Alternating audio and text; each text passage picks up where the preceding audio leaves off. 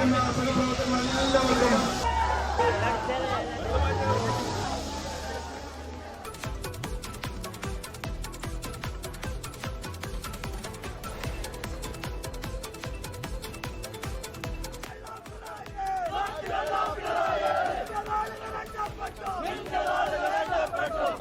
മാർച്ചിൽ പങ്കെടുക്കാൻ ഇവിടെ എത്തിച്ചേർന്ന കേരള പ്രദേശ് കോൺഗ്രസ് കമ്മിറ്റി അരുൺ പാറക്കലുമായി മാർച്ച് നടത്തിയത് വലിയ രീതിയിലുള്ള ഒരു സംഘർഷമുണ്ടായിരുന്നു.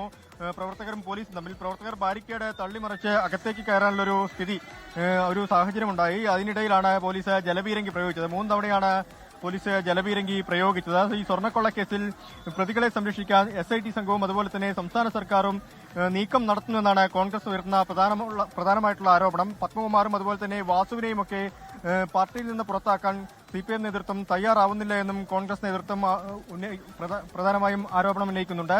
ഏതായാലും വലിയ രീതിയിലുള്ള ഒരു സംഘർഷം കാസർഗോഡ് കളക്ടറേറ്റിന് മുന്നിലുണ്ടായി. 500-ലധികം പ്രവർത്തകരുണ്ടായിരുന്നു. രാജ്മോഹൻ ഉണ്ണിത്താൻ MP ആയിരുന്നു ആ മാർച്ച് ഉദ്ഘാടനം ചെയ്ത്. മാർച്ച് ഇപ്പോൾ നിലവിൽ അവസാനിച്ചിട്ടുണ്ട്. പ്രവർത്തകർ ഇവിടെ നിന്ന് പിരിഞ്ഞു പോയിട്ടുണ്ട്. സ്ഥിതി ശാന്തമായിട്ടുണ്ട്.